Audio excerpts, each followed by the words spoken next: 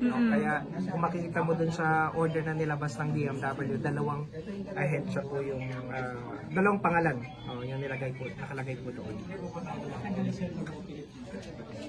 Kung sa pagtaya po natin, mukhang medyo matagal na rin, pero nagkaroon lang po tayo ng kamalayan noong 2025 last year, kasi marami pong nagtungo sa DMW ng mga complainants.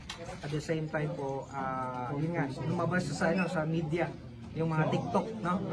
Social media, nanghihikayat siya ng mga mag-apply abroad. May estimate po ba kayo? Opo, gano'ng katagal? Ito, kakaupa pa lang niya dito sa iba. Siguro wala pa siguro po mga 2 years.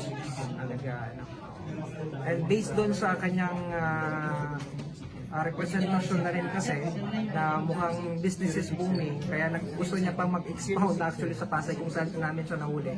Kasama yung ating kapulisan, doon po siya nahuli.